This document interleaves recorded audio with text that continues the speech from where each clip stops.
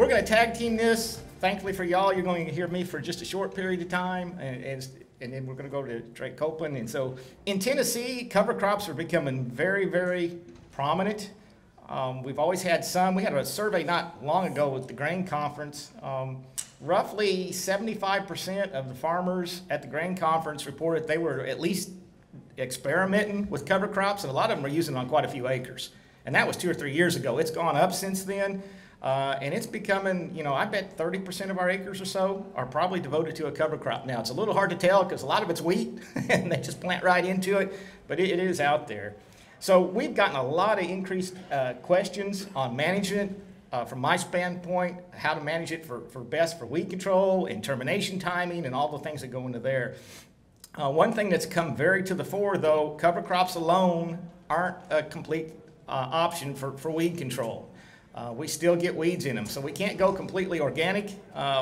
We've got to do a good blend of both. And actually, if you get a good cover crop out there, it can really help sustainably keep a herbicide in play because you got less selection pressure, you got less weeds coming up. I worried a little bit about the glyphosate-resistant Italian ryegrass that you all really have been struggling with here. We're starting to see it in Tennessee now. And then Jason Bond told me just in the last month, they've now confirmed y'all got Italian ryegrass. It's not only resistant to glyphosate, but good God, to select as well. That is terrifying. So one thing I was worried about with these cover crops, particularly with rye or wheat, is not being a nurse crop for glyphosate-resistant Italian ryegrass. So we've actually done some work where we're planting cover crops and spraying a pre-herbicide over them after they're up, trying to keep the Italian ryegrass down. And then the best thing, I think, is these new technologies on the horizon that are here now, actually, the Extend trait, the Enlist trait, Liberty Link trait, and even the HPPD trait going forward. They actually can make these cover crops a much more effective weed control tool because you can manage them much better, control them much better at planting or even after planting. Where was Bill? Does he leave here? So I think I don't see him. So, I mean, that's the green bridge. I mean, the insect issue, you're going to hear a bunch of that here in a little bit from the entomologists. They don't like it, but I tell you from a weed control standpoint, I sure do. The closer to planting you can take a cover crop out, the better you are on weed control. First off, you know, 10, 12 years ago, this was what we were looking at for a lot of folks on cover crops, and they were more using it in our what little Mississippi river bottom we have in Tennessee as basically a buffer for sandblasting. And they plant every other row or real light rate, and that does fine for sandblasting, but it isn't near what we need from a weed control standpoint. You've got to have a lot more than that. So what are you looking for on a cover crop? Your goal is uniformity out there as best you can. That can be easier said than done. And as Mr. Jesse said, we have a lot of folks trying to put it on airily. Sometimes that works just as good as you can ever imagine. Other times it's pretty sketchy, and it really depends on the soil type, the soil when you scatter it out there. If the ground's kind of moist, you'll get a good stand. If it's dry, not so much sometimes. So drilling it is the best way to do it, but you can, and time being what it is in the fall, you can make it work aerially seeding it. We're still playing with rates of a lot of different things. We bounced around and we've done a lot of trial and error, and I will emphasize the error on these cover crops. But basically what it's come down to, what I like from a weed control standpoint, is a blend of a grass and a legume. I get better tonnage that way. That carbon nitrogen penalty, the question was just earlier on, you somewhat negate that. And it just overall has worked a lot better. I don't really have a particular pick of the litter what legume you'd use, but that blend is where we need to be. I did say about Italian ryegrass, and I'm very concerned about it being a nurse crop in these cover crops in the fall. This is some actually work Garrett Montgomery did about 6 years ago, or 5 years ago, I guess, looking at basically planting our cover crop, getting it up, and then putting these over the top of them, and seeing what we can do for keeping Italian ryegrass from coming up in our cover crop. I mean, you can see the ones to the fore is Residual and Dual. Were kind of the better ones, but they all help some. And I'm very, very concerned about that Italian ryegrass. We do not need to see that thing get rolling out here. Also, the cover, if you have it out there and get it established, it will help on keeping a dying ryegrass down. You get a little shade, you'll keep it down to some extent, but you do need some herbicides on it. One of the biggest pluses in Tennessee, though, has been the horseweed control we get with cover crops. It's tremendous. Typically, you do not have to worry about mare's tail or horseweed. Oftentimes, where we're not just doing like we usually do, we're burning down a head of planting with no cover crop, we're often having to spray it twice. That's more the exception than the rule. A lot of folks plan to spray it once, but what happens? They end up spraying it twice, trying to kill it. You don't even have to spray it once. You just got to spray the cover crop, and away you go. One thing we wanted to look at on those cover crops was injury. What kind of injury we would get from them. We've done a lot of this work, you know, with wheat as a grain crop, looking at these herbicides, but we're not worried about yield loss on the wheat. We just want to have the wheat going or the cereal rye going well with those herbicides over the top. And we're seeing we get some injury with some of these, but still all of it's less than 15%. It's not a big deal in the big scheme of things. And as far as hurting your cover crop, it won't. It works well. As we progress through looking at cover crops and trying to dial in that exact seeding rate, more is better. And I think we've had it mentioned, like Mr. Jesse mentioned it as well, you've got to get a good cover over the ground because the physical mulch is where you get most of your weed control. With Palmer amaranth, there's been a lot of work done on it. It needs basically three things to emerge. And a lot of you think of right away. It needs heat and water, right? It also needs light. There's been a lot of work on pigweed's germination. They need a flash of light to get germination. So if you can get the cover on the ground, you keep the light off the seed, you can keep it from germinating, period. Any hole you have out there, and Bill, you mentioned this, any hole out there, you're going to have issues with weeds coming in it. And that's a big thing, uniformity and really using a couple different species of grass and a legume and maybe a few things else in there as well. So a lot of the weed control work, I'm going to turn it over to Drake now, is on weed control. And we don't really, our plant health, we don't do a lot with plant health. We don't do a lot. I know Bill over there, he grows cover crop to chew up his underwear, right, Bill? So we're just doing it for weed control, which is, anyway, I'll turn it over to Drake. This is where we don't want to be. If history tells you good enough, we've run through some technologies, and I think if we don't change our ways, we'll end up there again. So this is really the weed that's kind of taken over, and this driver weed. Thank goodness for the oxen goodness gracious, tolerant technologies, or else we would have an issue with this weed. This is a dated map. This is a year ago. There's probably a few more counties. I think Darren changed the background color on our slides. That used to be white. But the point of the story is it's a growing population. We actually did a survey in West Tennessee this year. I tried to get out before people got crops in the ground, find a first flush of Palmer, get it at a good timing, come across with a pint of Flex Star.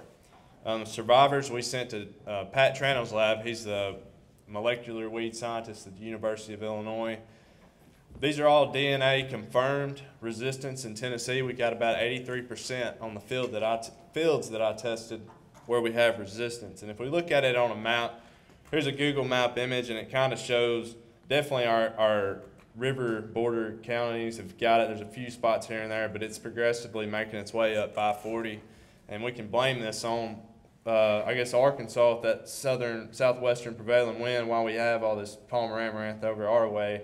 There's actually 3 mutations, and we've got them all in West Tennessee. Unfortunately, there's a lot of questions. What mutation has more tolerances to herbicides? That's a lot of questions coming in the future.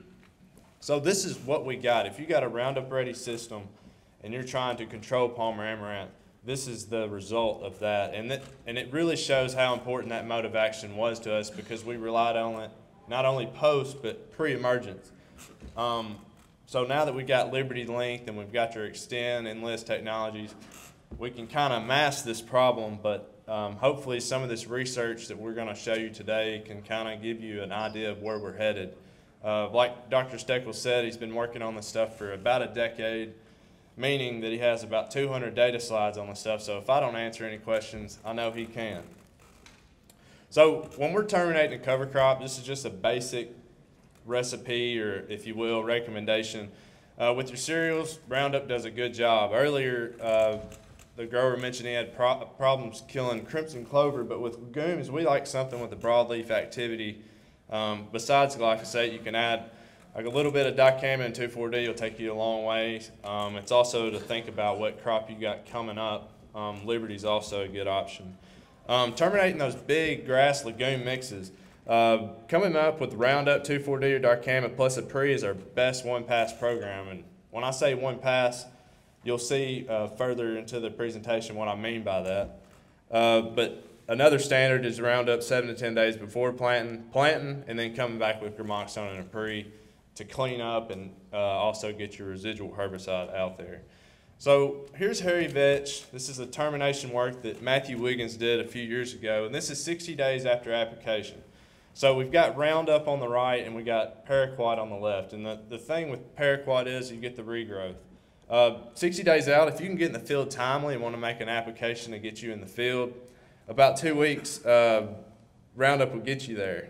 Paraquat, you're going to have issues, you're going to have to come back, probably make another application.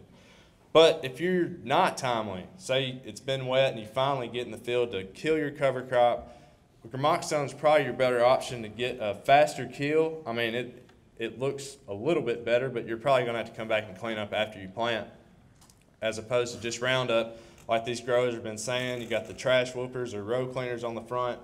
It's going to wrap up, especially that vetch. I've got a picture to show of that. It can be an issue. So Dr. Steckel showed this slide earlier. I added 1 point to it. You know, we want to grow it just like any other crop, get uniformity, good stand, biomass. But another thing is selecting the cover crop specific to the fall and cash crop. And what I mean by that, I got some pictures to show, but you got corn and cotton that really need some help getting out of the ground and maybe a little bit of nitrogen and other nutrients to get up. You know, the cereal rye and the wheats don't really provide that, so legume being in the mix can help alter that. So on the left, I got vetch that was killed 14 days prior to planting. Pretty good vigor, but compared to the cereal rye is where you see that difference. A little bit harder to get out of the ground, and it seems to be maybe a growth stage behind, and we know that that could actually lead to a significant yield loss through the season. Here's later on, not a real good picture, but you can see where your vetch plots are. Obviously the darker green corn is where the vetch is, and then the cereal rye where you got a, I guess, shorter corn, and if you know anything about corn early on, that early competition can affect yield later in the year.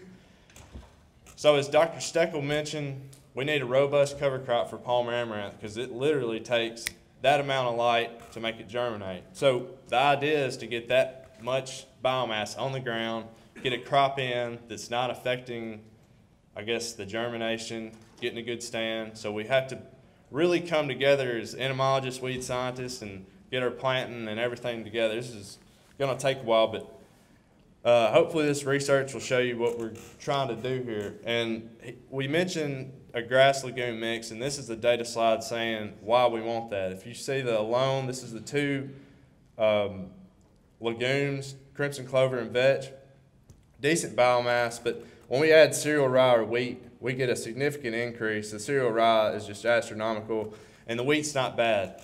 But it's all about when you terminate. Cereal rye takes, I know in West Tennessee, if we're looking at it in February, it's about shin high. Same with wheat. I know a lot of the guys in the southern part of the state, end of February, you think about planting corn. You really want a cover crop mix or thing to have good biomass. And if the longer, what we've seen, the longer you wait to terminate, you get greater biomass and better weed control. So here's a study. Our planting date is May 5th in the center there. And what we did was terminate. This is Garrett Montgomery's research. We terminated 2 weeks before planting, a week before, at planting, week after, and 2 weeks after. And you see a trend in greater weed control. Now with vetch, it's not as good as a trend, but with the wheat-vetch combination is where we see advantages of delaying that termination. So that May 17th timing is where we planted into green material, delayed our termination until that May 17th, so 2 weeks after planting. And that's the number of days until a 4-inch palmer. And that got us about 40 days compared to doing it 2 weeks before. We're getting about 2 weeks more weed control regardless of the herbicide we used pre for control. So this leads us into the phenomenon that's created of planting green. There's going to be a lot of talks today about planting green and the insect issues there, and we do understand that. In our plots, actually, if we get a crop up, when we get a crop up in a green stand of cover crop, we always hit it with a shot of karate, just to make sure, because we will get little feeding on the edges, the pea leaf weevil. I know a lot of guys will be talking about that later, but just wanted to throw that out before I show this data. So delaying the termination options, it doesn't really change much because all the options we have, all our crops are tolerant to. So basically everything's the same. There's one that I added is Liberty plus Select. This is something that we had some kind of questions about, but it actually does pretty good on grass and legume mixes, and it can also work good on cereals. So don't count that out. So here's an image. This shows a cover crop terminated 14 days after planting in Roundup Ready Xtend soybeans. Pretty decent stand. People ask, they kind of worry, well, did I lose some seed? Did some not come up? Am I affecting emergence? And here's the study. It's the same guidelines as the termination planting, I guess, or terminating either 2 weeks before all the way to 2 weeks after. And we don't see an effect on yield, and better yet, we don't see a really effect on germination. So it makes us feel more confident that we're not losing or leaving seed in the ground. Now, this wasn't compared to a conventional system, but as data shows, it really yields similar to what a conventional system would be. So the next question is, when I go in and terminate that cover crop, what residual herbicide should I use? Is there a difference between those? This is some preliminary stuff. If you look at the bars on the right, we see the delayed termination gives us longer weed control. But the herbicides on the left, we're starting to see some differences. We got dual, warrant, residual, and prefix, some pretty common stuff that we'll put either as pre or over the top of a crop.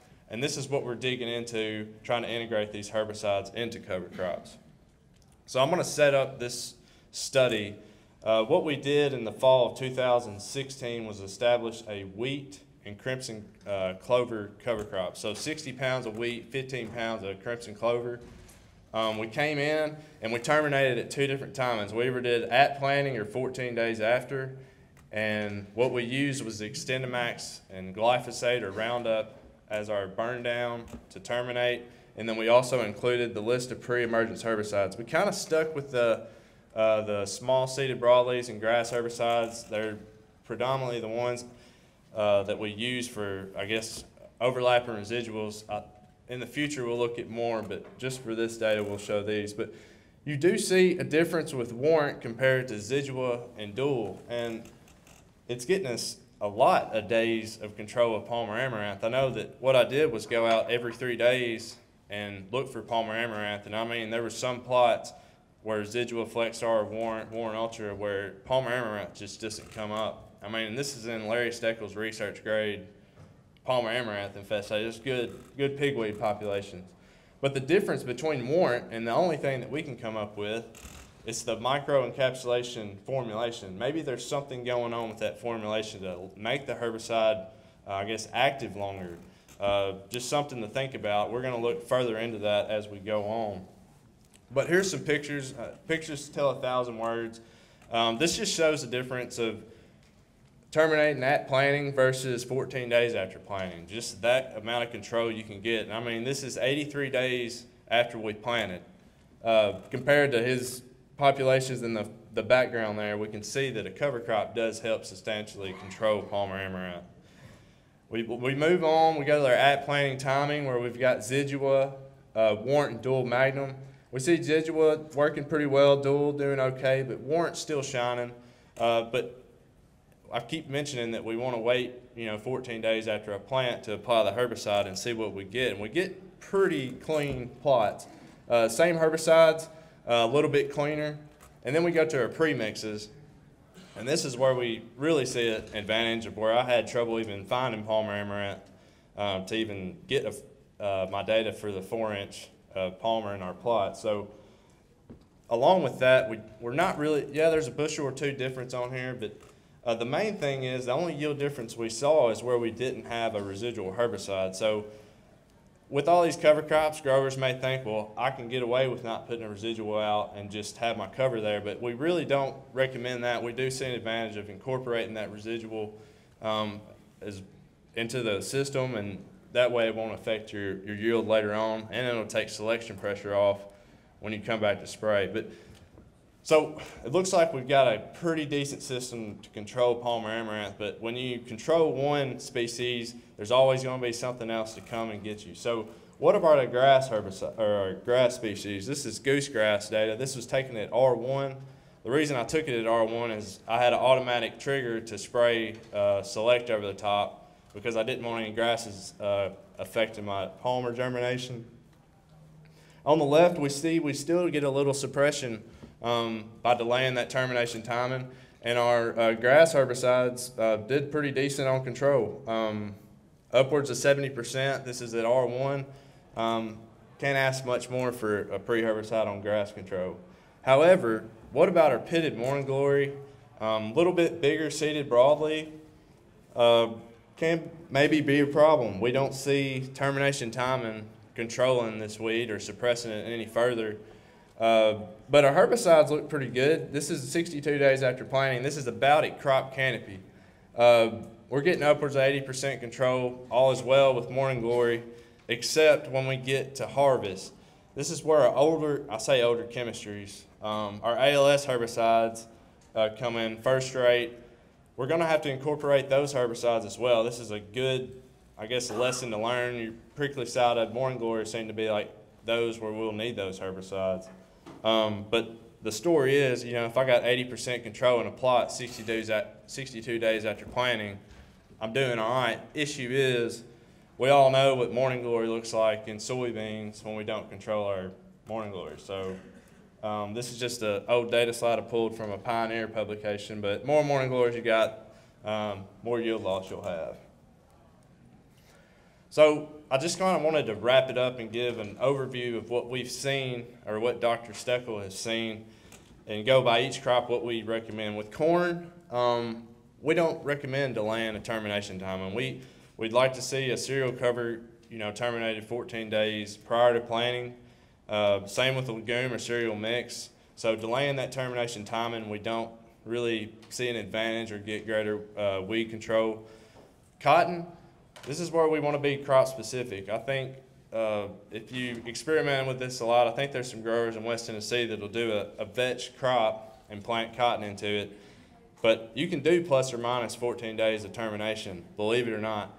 The issue is that seed to soil contact, and I'll show you an image later. But that's going to be the most important part, is getting the seed in the ground, having your planting system set up correctly. And then soybeans, I've showed you all the data that we currently have on that. We do see an advantages of delaying that termination if we incorporate the right herbicide program afterwards, and we can also save some in-season applications. For those that are worried, I'd do the same thing, especially with cotton. Just having a bare furrow to plant into. This is a RTK tractor, and it's actually set up just to spray a little 5-inch furrow. That way you can get seed to soil contact, but the issue with that is, what about when that sun hits that bare soil? We got weeds coming up in our furrow now. So there's going to be some work you got to think about in the future to really implement these cover crops and how to plant into those. So here's a budget, and you'll notice that maybe some of it's not right, or this is the best that we could do, I guess is what I'll say. This is a conventional system. We burned down, and we're going to compare prices of the conventional system to our plant and green system. So burning down Roundup, Power Max, Sterling Blue, and Verdict, MSO, it's a pretty good system. Come back with Gramoxone and Boundary is a good post, Extend Max, Warren Ultra is what we saw best in our cover crop, so we'll do that in our conventional system too. Like I said, we had grass and morning glories, take care of those, and then probably come back and clean up one more time with Roundup, Power Max, and Extend Max, around $113 per acre to control, I guess, a bad infestation of Palmer amaranth. per acre. So we look into our cover crops, and this is where we get finicky on the prices. We got cereal rye to the acre, cereal rye plus vetch. That price is actually for 20 pounds of vetch to the acre. What we're seeing is, I think we can maybe knock that down to 5 pounds to the acre. So we'd probably see a pretty good reduction in price there. But same system, these treatments are exactly what I did in the pictures that you saw in the plots. Wheat is pretty cheap, and then we add clover, you get a grass legume mix. And I heard a grower say earlier, or someone say earlier, we're cutting herbicide cost at least in half, which with the market today, we can do all we can to make the greatest crop we can, but where we can make your money is cutting your expenses.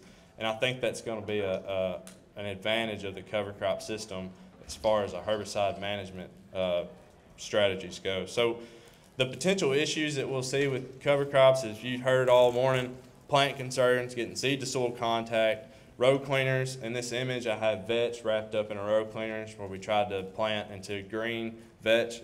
One of those lessons that Dr. Steckel said that he learned. Insects, I'm sure you'll hear about pea leaf weevil. I know I talked about crimson clover and the red-banded stink bugs overwintering those. I mean, there's all kinds of scenarios we can look at, but insects is something to keep in mind, and then other weeds besides pigweeds. So things to keep in mind with our cover crop system, you're removing the cost of an early burn down. We're getting that Italian ryegrass horseweed suppression, so our driver weeds in the winter that we're trying to control, likely to remove one in-season application to control Palmer amaranth. And it's extremely effective with the newer technology. So we got to look at this in Extend and Liberty Link, and I guarantee Enlist systems would look very similar. So those are going to work for us until something else happens. But it's not a silver bullet. We're still going to have to integrate herbicides into the system to control Palmer amaranth. And then we also have other weeds that won't be suppressed by cover crops, like in this study where I showed you morning glory. So that's just something to think about moving forward.